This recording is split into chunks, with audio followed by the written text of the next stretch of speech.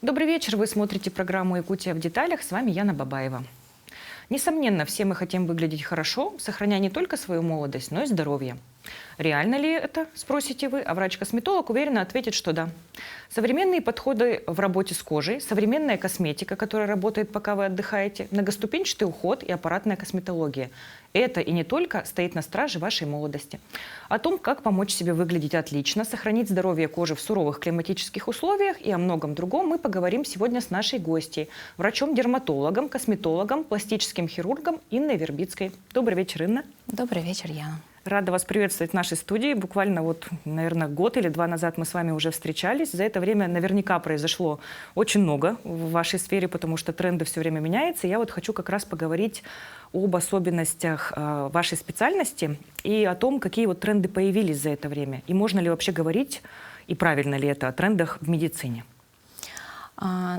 Косметология, и рынок косметологический, он движется к тому, что все идет к персонализированному и комплексному подходу. За последние годы, 2024-2025, появляются большое количество новых аппаратов, и это не просто мощные устройства, это интеллектуальные системы, которые позволяют проводить и качественную диагностику, и в то же время составить именно индивидуальный план и провести процедуру точечно и безопасно.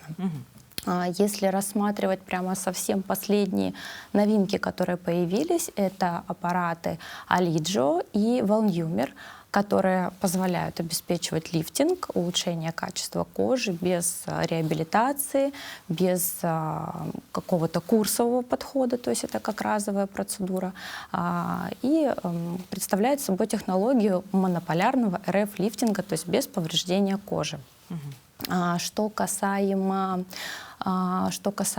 адаптации, и нужно ли пациентам выжидать, насколько актуально тот или иной метод, то хочу заявить, что когда методика или аппарат ставится в лицензированной клинике, то это уже является гарантией качества и уже может использоваться на широкую аудиторию.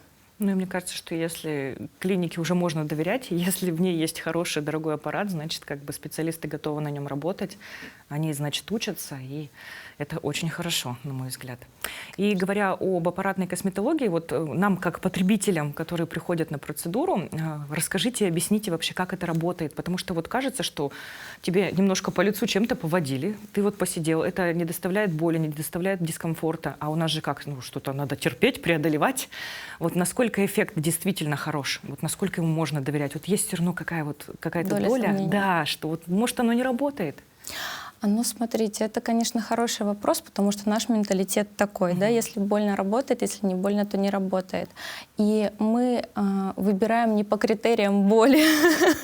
Если бы можно было делать всем, что не больно, то, наверное, тоже было бы большое количество не особо довольных пациентов, оставшихся неудовлетворенным тем или иным результатом. Все-таки процедура подбирается персонально, исходя из клинической ситуации и того морфотипа старения, который уже специалист-врач видит. И действительно есть методики без боли, которые позволяют прогреть на определенном уровне ткани и их в какой-то степени подсократить и подтянуть. Конечно, необходима комбинация того, что больно, того, что не больно, и, конечно же, инъекционных методов, потому что общий комплексный подход предполагает использование всего спектра в косметологии. А аппараты, они в основном зарубежные или все-таки есть отечественного производства какие-то очень хорошие модели? В основном сейчас большое количество корейских аппаратов, и они зарегистрированы, прошедшие все необходимые процедуры по регистрации, поэтому то, что приходит к нам с Кореи, оно действительно достойное. Что касаемо российских, в моей практике нет на сегодняшний день каких-то российских аппаратов, кроме системы фотоомоложения. В клинике в Москве у меня представлен такой аппарат, и он хорошо справляется с задачами такими, как пигментация и устранение сосудистой сетки. Вы говорите, что у нас точнее, у вас персонализированный подход к клиентам. Да. Вот как клиенты относятся? Бывают же люди разные у нас, поэтому кто-то приходит и говорит, нет, мне вот надо вот это, а мне вот это. То есть иногда бывает даже люди прям говорят какую-то определенную процедуру.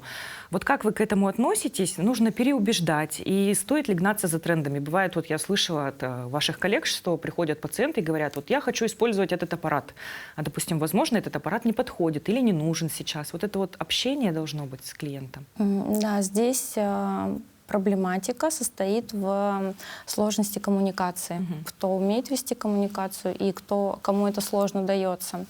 Потому что действительно мы в нашей работе сталкиваемся с тем, что пациент пришел с конкретным запросом на аппарат или препарат.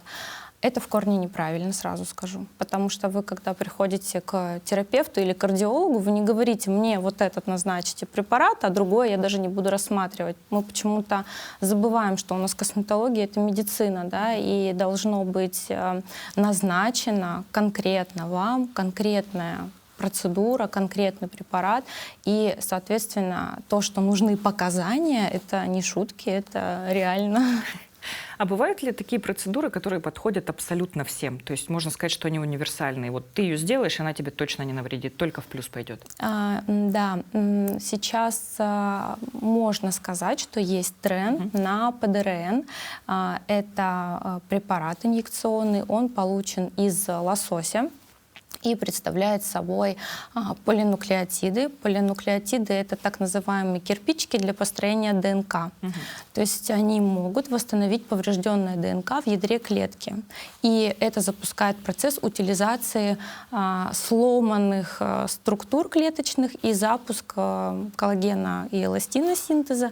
И, в свою очередь, это тоже запускает такое противовоспалительное действие. И получается такое общее оздоравливающее для кожи вместе инъекции действия. И эта процедура универсальная, потому что ДНК в клетках есть у всех, повреждается оно у всех, и такой вот способ достаточно экологичный, я бы сказала, он актуален практически для широкой массы. Ну, то есть он помогает клеткам восстановиться, и, допустим, у кого были какие-то проблемы вот с сухой кожей, да, допустим, она в эту сторону работает, Да, вот, там, допустим, да.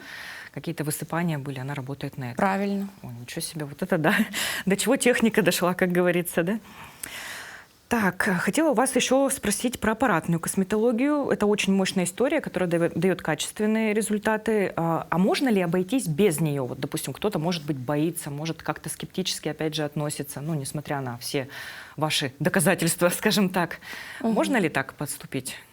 Ну, и да, и нет, потому что мы должны понимать, что у нас старение происходит не только на уровне кожи. У нас идет многоуровневая история, да, то есть у нас ослабевает связка, у нас один жир, то есть глубокий жир, он начинает уходить с возрастом, поверхностный жир гипертрофироваться, и, соответственно, кожа растягиваться. И наша задача врачей-косметологов работать на каждый из этих уровней и, соответственно, давать, опять же, комплексную коррекцию и комплексный результат.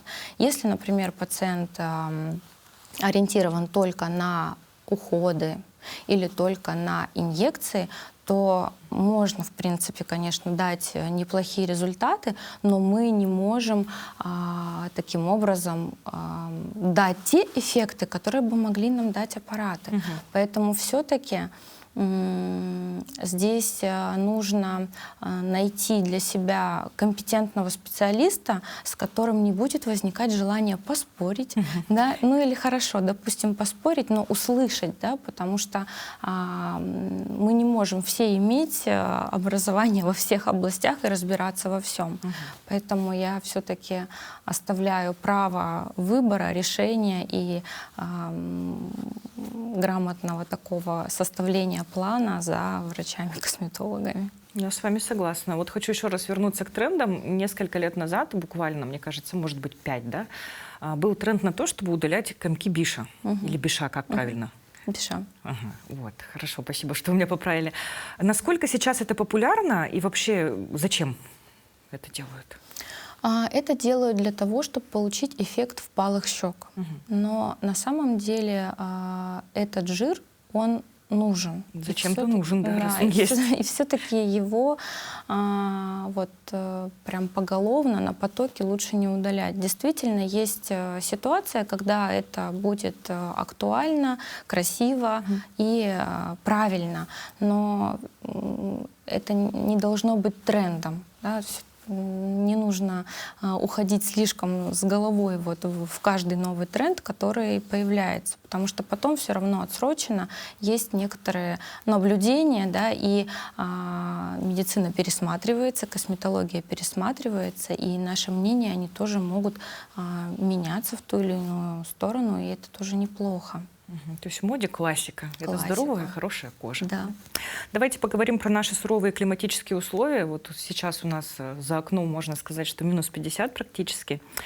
Я очень часто слышу от людей, живущих в центральной части или южной части нашей страны, о том, что вы в Якутии очень хорошо сохранились, потому что у вас холодно. Вот не знаю, может, как-то кожа реагирует на холод своим образом. Вообще, как влияет наш климат на состояние кожи? Я могу сказать, что есть, безусловно, факторы, определяющие молодость, да, в условиях Крайнего Севера. И, как ни странно, это отсутствие ультрафиолета. Да, то есть лето всего лишь 2 месяца, и интенсивность солнечного излучения не такая активная. Также хочу отметить этнические особенности строения черепа, и в большей степени преобладает мускульный тип старения, да, когда сохранные связки, сохранный связочный аппарат, мышечно-связочный аппарат, и это, опять же, придает лицу более моложавый вид. И, конечно же, образ питания. Это жеребятина, это субпродукты, это жирная рыба, которые будут влиять на хорошее и адекватное построение коллагена и эластина. То есть мы все правильно делаем. Да. И в правильном месте живем, несмотря ни на что. Так, вот такой вопрос. Как часто стоит ходить к косметологу? Порой слышу от женщин о том, что очень сильно боюсь переборщить с походами. Вот, но, насколько я понимаю, что переборщить невозможно, если ты работаешь с грамотным специалистом. И могут ли лишние инъекции вызвать какие-то все-таки неприятные изменения в дальнейшем? Адекватный интервал посещения косметолога — это 1 раз в 3-4 месяца. Таким образом, получается 3-4 посещения в год. Но, опять же, это минимум, потому что когда есть какая-то определенная проблема, которую нужно решить, то, соответственно, персонально количество посещений будет адаптировано под запрос там, или решение проблемы человека. Что касаемо переборщить, вы знаете, я вот в своей практике за практически уже 15-летний стаж работы мы ни с одним пациентом ни разу не переборщили, поэтому я затрудняюсь даже ответить на этот вопрос. Я буквально вчера прочитала новость в социальных сетях о том, что некая девушка жаловалась блогеру о том, что она сходила в салон, увеличила губы, и у нее начались очень серьезные проблемы. Вот давайте опять обратимся в очередной раз к нашим телезрителям и скажем им о том, почему важно работать с грамотным специалистом, почему важно знать, что у врача есть хорошее образование, и какими последствиями может обернуться поход к врачу неквалифицированному. Я бы даже здесь сказала не к врачу неквалифицированному, а к человеку, у кого отсутствует медицинское образование. К сожалению, это распространено, и даже известны случаи, когда фитнес-тренера ставят инъекции. Это, конечно, вопиющий кошмар. Это в бьюти-сфере. Вчера человек делал макияж, сегодня он решил, что он косметолог. Это действительно очень опасно. Опять же скажу относительно себя. Я как поступила в мединститут в 2004 году, я по сей день нахожусь в непрерывном обучении. Хочу я этого или нет, да? И я не планирую останавливаться. Вот, поэтому уровень осознанности и ответственности абсолютно разный. И врачи, они не будут рисковать, они не будут проводить на странных препаратах, да, на странных, я имею в виду, не апробированных, да, не прошедших регистрацию. То есть это все имеет огромное значение. И если даже визуально сначала может устраивать результат, неизвестно, как это поведет себя в тканях на протяжении последующего времени. Плюс есть риски, это ишемия. Да, ишемия, когда прекращается питание части тканей, микроциркуляторное русло забивается, предположим, да, фрагментами гиалуроновой кислоты.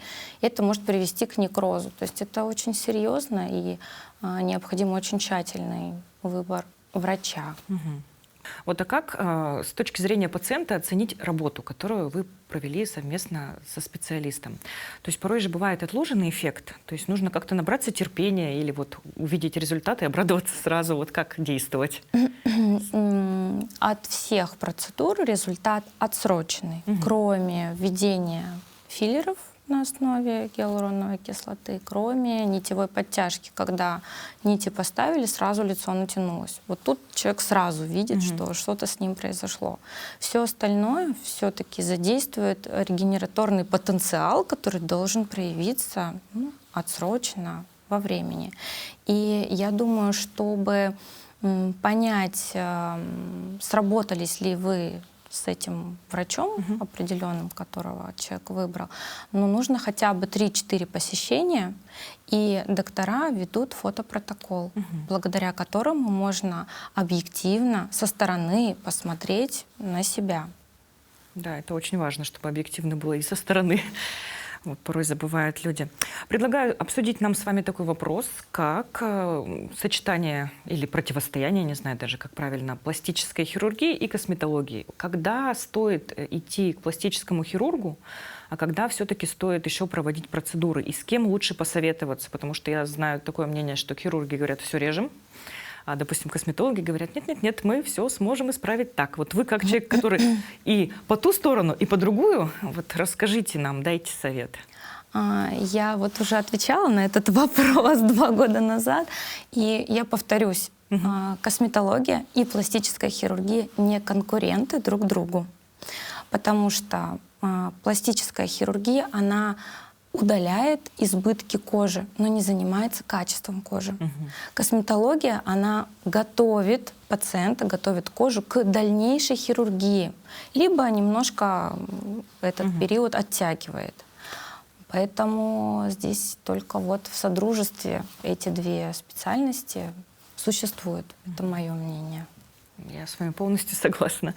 А для тех, кто пока не готов пойти к пластическому хирургу, давайте расскажем о том, как правильно подобрать уход. То есть, как я понимаю, мы идем к специалисту, советуемся с ним, но при этом же у нас огромное количество магазинов и разных сайтов, которые манят, говорят, купи меня, красивые баночки. И как все-таки, если ты решился сам подбирать уход, как не ошибиться? Здесь сложно сказать, как не ошибиться, потому что все равно в этом случае, когда ты решил самостоятельно идти по этому пути, то будет через пробы и ошибки. Да? И это нормально. А что касаемо влияния маркетинга, я тоже жертва маркетинга, мне тоже интересно, как что работает и работает ли. Поэтому нужно пробовать и самому что-то себе подбирать, потому что есть вероятность того, что вы попадете. И нужно прислушиваться к мнению специалистов в том числе. Так, хочу спросить про ретиноиды. Вообще, что это такое, какую пользу они несут и какой вред можно от них получить? Вот насколько я знаю, там какая-то история с беременностью и планированием этого процесса.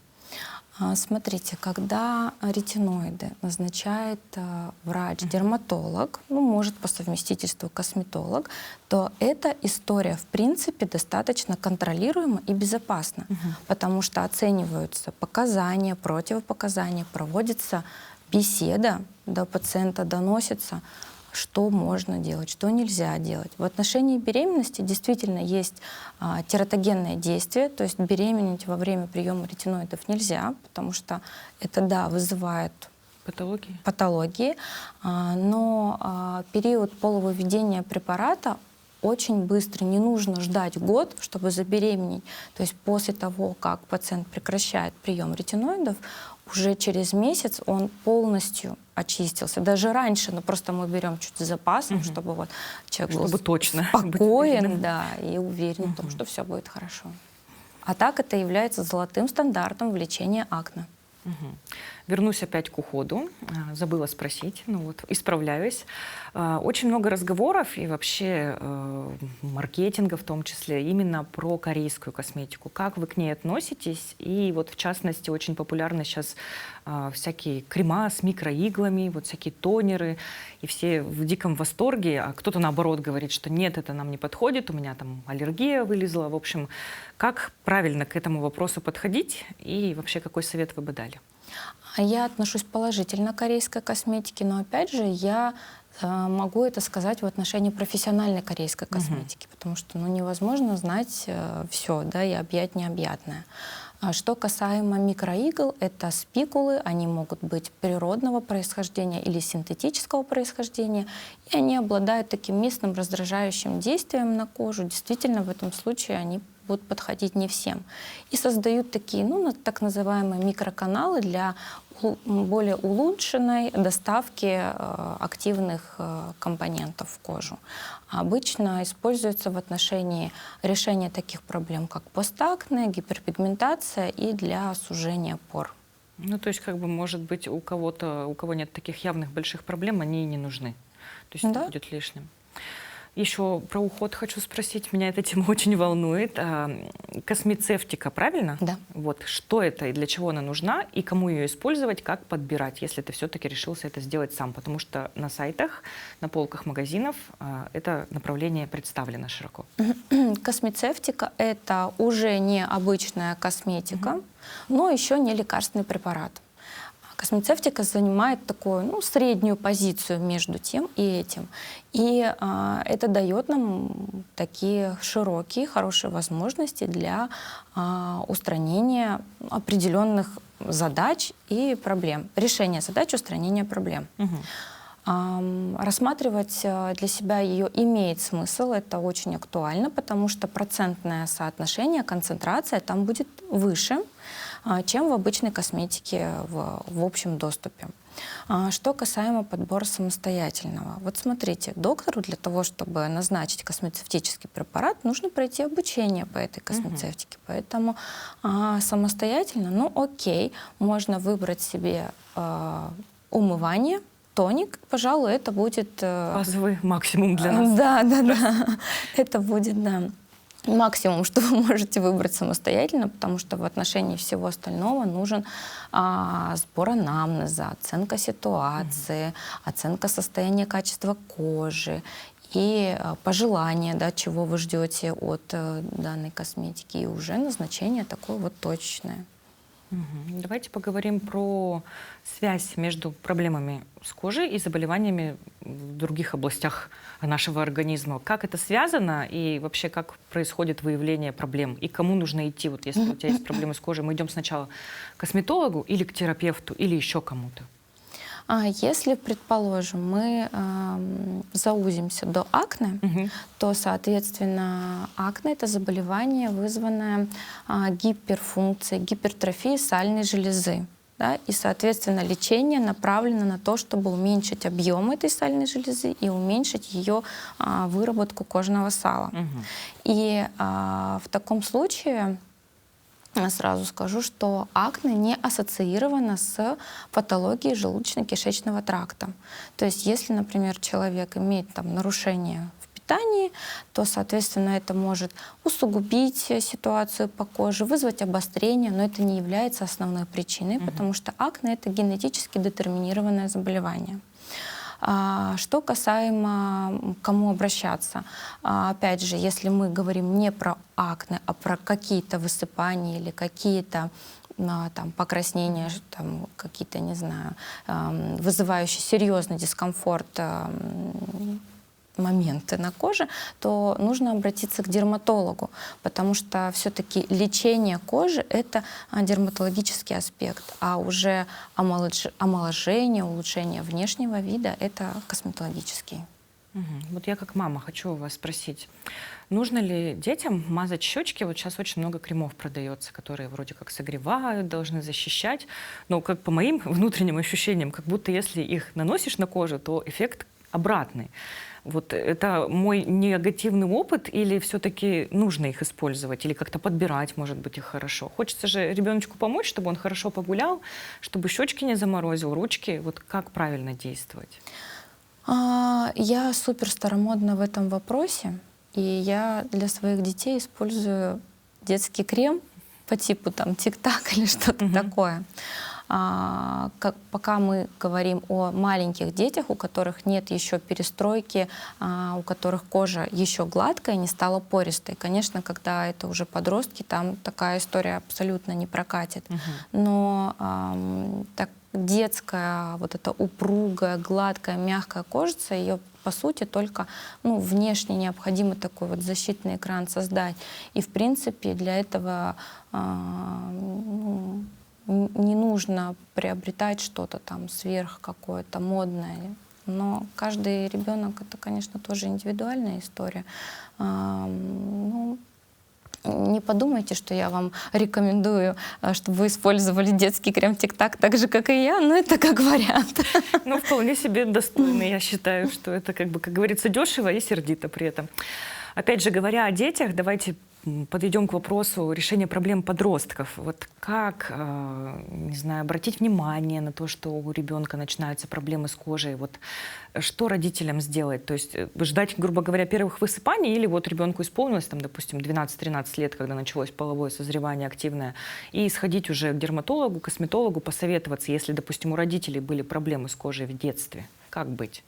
Да, с возраста где-то 12-13, ну, может быть, еще 14 лет, до того момента, как начало что-то появляться, или наоборот, при первых симптомах, да, при первых признаках, уже говорит о том, что необходимо подключать все-таки специализированные средства, ну, как минимум, средства для очищения кожи.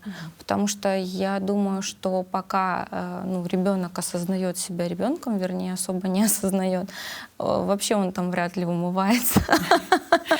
Вот, поэтому участие родителей в этом вопросе, оно стопроцентное. И ответственность все-таки мы за них несем сами.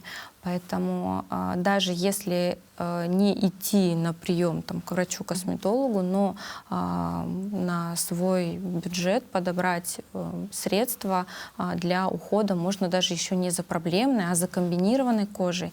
И поставить ребенку, сказать, это твое, давай, пользуйся. И так же, как зубы. Ты почистил зубы, ты умыл лицо.